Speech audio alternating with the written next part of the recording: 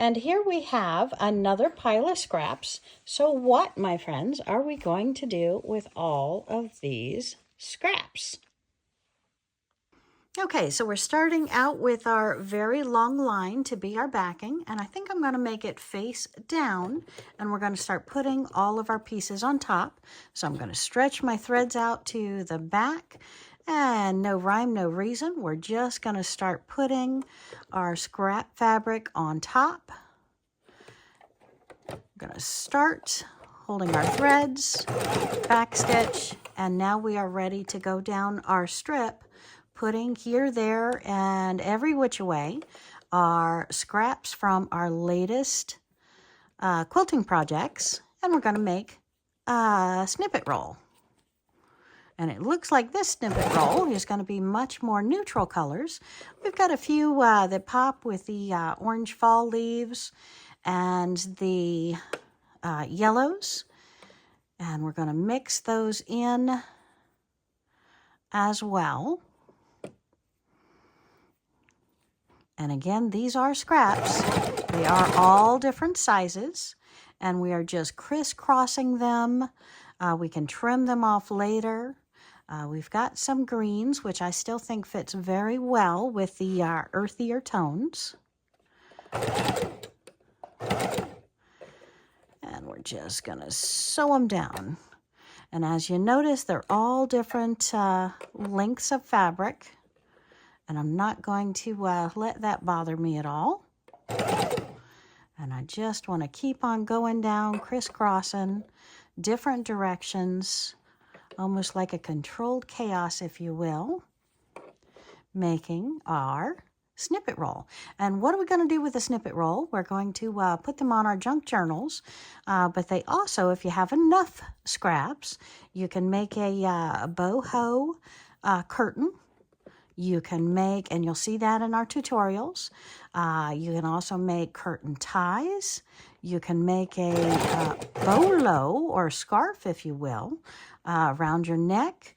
Even go ahead and slice up an old oversized sweatshirt and right down the middle and sew this onto either side. Make yourself some decorative fashion. It looks like some of these want to stick together, so we're just trying to ply them apart as we go. No rhyme or reason, just putting these on.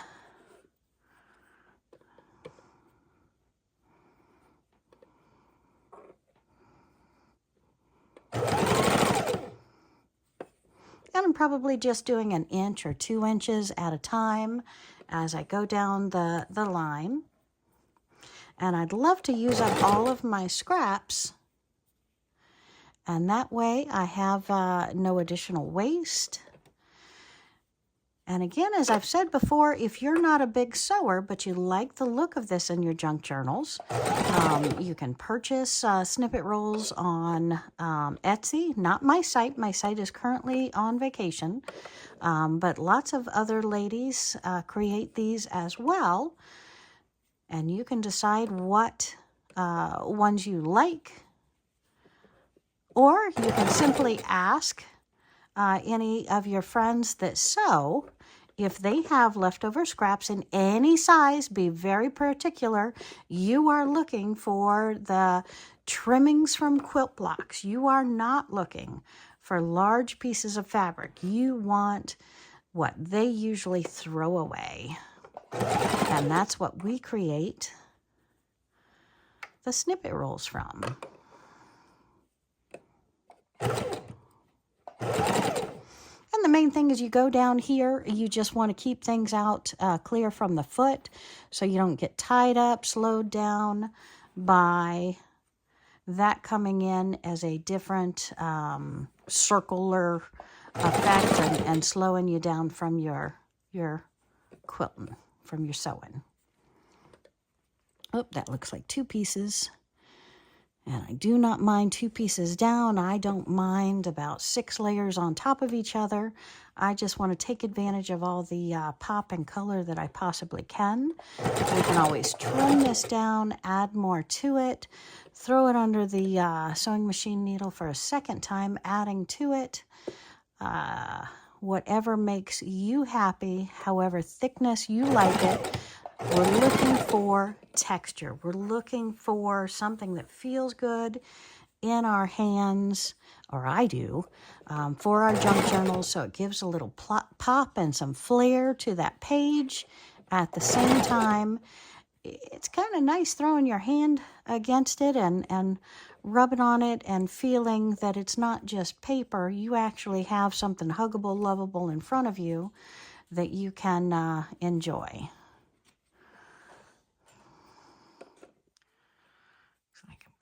A lot of the same pieces up at the same time, which happens.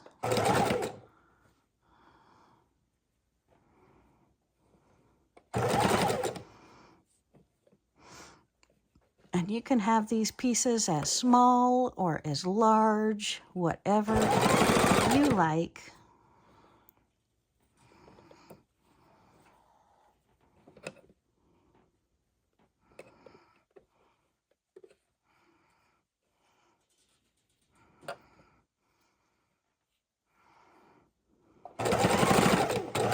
And again, in essence, we're just sewing the scraps down.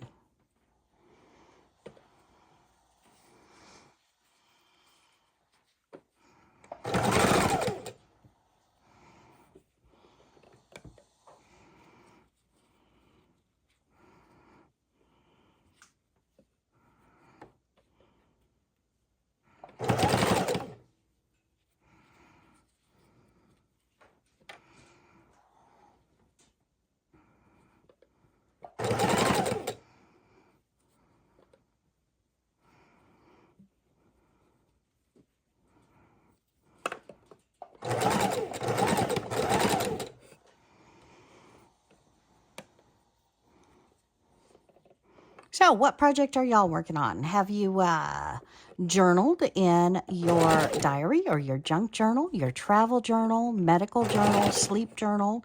Did you know that a sleep journal, it will actually help you sleep?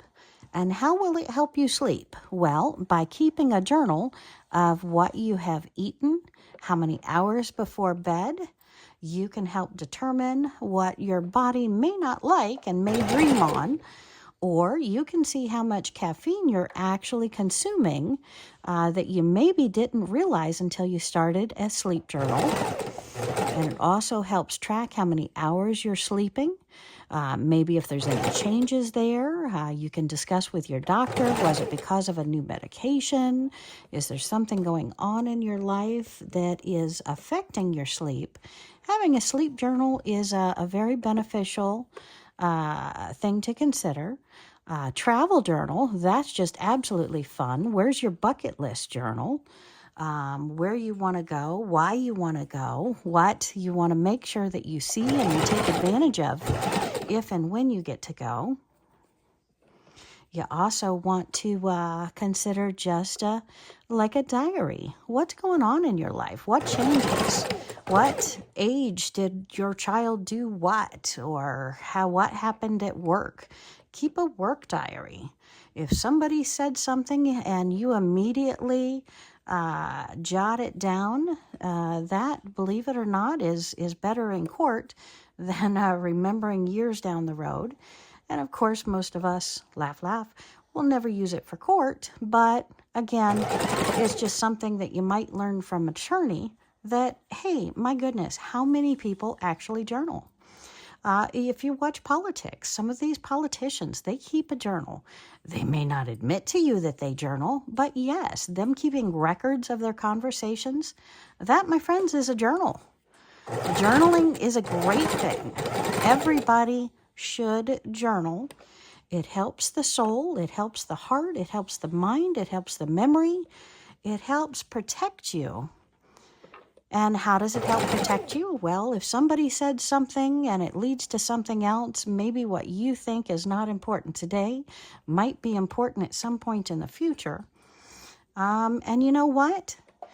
Maybe I've forgotten how much my child weighed at such and such of an age, and other people talk about their child at that age, and maybe it's good to just go back to those memories and say, yeah, I do remember. What an exciting, what a fun time. How amazing is it to have in a journal where I can go back and see all of these things that, out of sight, out of mind, I put out of mind. And I'd love to remember it because it was happy times. I want to remember. So again, a journal is also great that, hey, if you have emotional trouble with a boyfriend, a girlfriend, a spouse, or whatever, maybe it's nice to just write down your I wish and then sit in front of a fireplace at your next camp out and burn it. Don't do it in the house. Don't do it anywhere you're going to get hurt or who knows what could happen. You want to make sure you're in a safe environment and burn it. It is very, very, very rewarding. Maybe get invisible ink even and play in your junk journals. Junk journals are an amazing thing for our health as well as for play. And these textural feely things, I like having them on my journal because when I am sitting there journaling, my fingers are there too. And let's make my fingers happy at the same time. I know that sounds ridiculous and I don't know how to express it, but I like feeling fabric. I like playing with fabric. And I think this is such an eye-appealing pop that is really something very, very cool to do, very cool to see. And so I hope you enjoy it too. But yes, why do you journal? What is your, and if you don't have more than one journal going at a time, you're possibly missing out too. Consider having a journal you sleep with. Consider having a journal in your purse. When I travel these places and I see these different things, I'm not going to remember what waterfall is what unless I jot it down. That's what a travel journal is. And you know what? A travel journal is also good to say, oh my goodness, I'm going to be at this location in this spot for what days and how long. And if I put in my journal where I want to see, how I want to see it, and then follow up with what I did actually accomplish, what I didn't accomplish, what I'd like to do next time, that's all what journaling is about. Helping us remember, helping us take advantage, helping us do what we want to do and not miss out because we've forgotten or otherwise been distracted, forgotten. And we are really going through these scraps. I'm loving this progress so far. And they don't all have to be upright, but I like most of the colors to be upright so they really give a nice little pop. You've got the different corners, different edges. No matter what size they are, take advantage of them because that just adds some more fun to the mix maybe. I don't think I want that up there. Let's put that piece and then we'll put this piece down here. Let's sew that one on. Okay. So again, a junk journal has a lot of different reasons, a lot of different purposes. It's not just fun or for play. It actually is a mental boost when we can look back on things and have happy memories, or maybe we actually have to go through some kind of process to heal from a bad memory, and looking at happy thoughts and happy progresses that we've experienced with that person, maybe that can really help us get through some hard times too. That's why we kept photo albums. We're all going to this digital world, but I'm telling you, I miss hardback. I'm going to get me a couple of magazine subscriptions and take advantage of those. I like the hard copy in my hands. And I've decided that, picking one up on the shelf here and there, I kind of want a little more.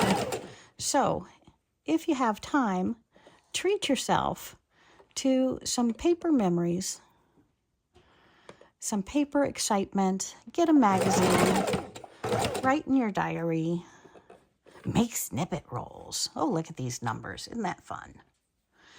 So whatever you find happy, it is okay to be. It is okay to do. There is no right or wrong way how to craft, how to create, how to journal. It's all about you. This is your journey. Make it your way. All right. Some more green. Absolutely beautiful. All right, and we're just going to keep adding. We've got a bunch more, but not nearly as many as we started with. So we're really making some great progress on this. And if we use a bigger, fatter piece, we're just going to put littler pieces on top. Again, no rhyme, no reason. We have less than, what is that, 6-8 inches to go. Sweet. Oh, isn't this one funny? I'm going to put that one on there. And we could cut it apart. We could use it as smaller, or we can have it as that underlying pretty little dangly. I think I'm going to do that because we're just sewing straight down the center.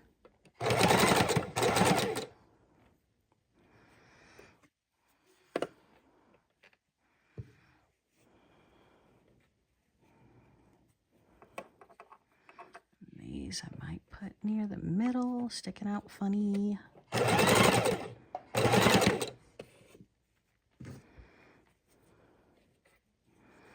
Brown, mauve, light brown.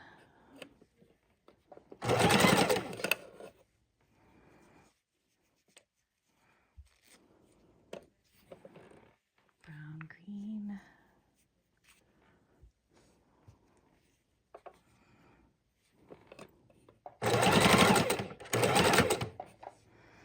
So what do you think? Oop, can you even see it? Let me see if I can get you up there a little bit closer. Sorry about that.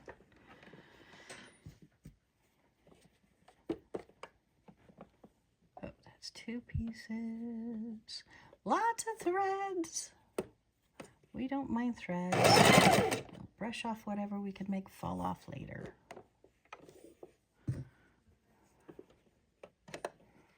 Curly cue this around. Oh, sorry. I'm working behind you, my camera, so it's kind of difficult not to bump you. All right, let's sew down that little bit while we're done. All right, and let's pull this out from under the needle. Trim my threads off and see if I can show this to you. Don't that look gorgeous? Oh, where do I have these threads coming off of the back? Pull off all your excess threads. We don't need them dangling around. Okay. Try that again. Skip my scraps over. And show you our new, beautiful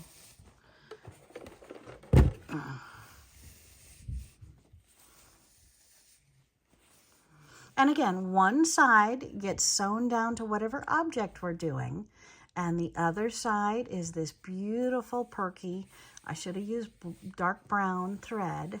So again, your thread color, we can go down there with actually a magic marker to cover that thread color up. Pull off the excess threads, we don't need them. And you have your snippet roll. What do you think, my friends? I hope that you have had fun with me today in this quick little tutorial.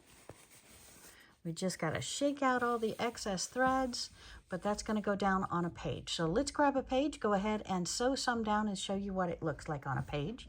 So we're going to look over here to some of our pages, grab one out and see if we can lock it down. So let's come back up here a little bit, throw these out of the way, grab a page. Let's see if I can knock my pile down. it's browns. That's a coffee stained page. It's kind of a green page. Let's move this out. Let's do this page. Sew it down here. So I have this page here, and I'm just going to put it, oh, I don't want to block my sticker off, so maybe I'll put it here, maybe I'll put it over here. What shall we do? What shall we do? What shall we do? Let's, okay, so that's one page option, and we're going to look at a second page option. This one feels thick. Let's take this out as a second page option. So we've got this side would be beautiful to go on. I think the browns would look real nice there. And then the greens, you know what? I can just do one side on the outside of this. So we're going to do one side here and one side over here. So let's go ahead and grab an end of this and sew this down. And again, we're okay covering up that part, but I really want it over here, so I want it right on the edge, not to cover up the tuck spot that I have here. Let's trim the threads real quick.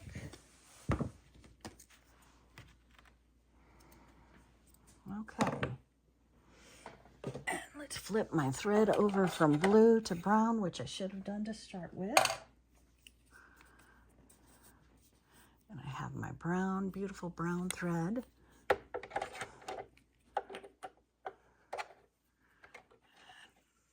Pardon my reach around. Down. Thread that needle. My bobbin thread out of the way. Oop, my needle thread.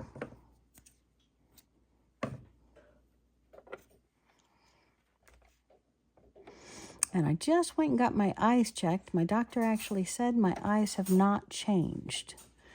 So if you haven't had your eyes checked for 2 or 3 years, you might want to consider doing it. They have a great new camera, if you will, that's going to take pictures of your eye. So you can have that in your medical files for later on if you start developing an eye condition. They can look at it, and that's going to give them a little bit better medical advice to treat you. Okay, so we're looking at this page. We're going to do it on the outside of this page. I just want it right at the side. Flap those over so we're not running down that. Put it lined up right at the side. And we're just going to stitch this down. I am using a straight stitch with a long length because we're on paper. I'm going to lock in that stitch at the beginning. Did I just unthread myself? No, I did not. Okay. We're going to go straight down that side. Oh, ran into my other papers.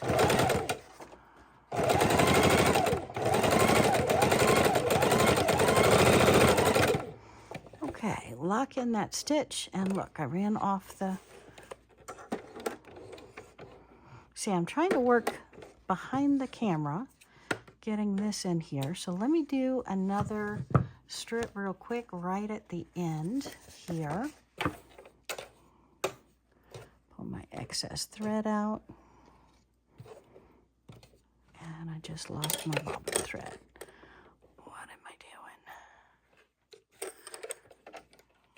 All right, there we go.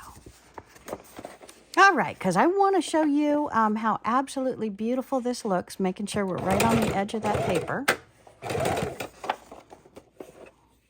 Right on the edge of that paper. Okay, pull that out. We're going to trim our threads. And then we see how we look. We're right on the edge. That's okay that I sewed that there. I love it. And then we're going to take it. We could have it longer. We could have it flat. Whatever we did, we cut that off flat. And we've got this beautiful frou-frou filly on that side. So let's trim our threads, and I just want to show you how absolutely beautiful this looks on a junk journal. And again, if these pieces are too long, we can trim them off. You can trim them any size that you like. What do you think, my friends? Perfect. Have a great day.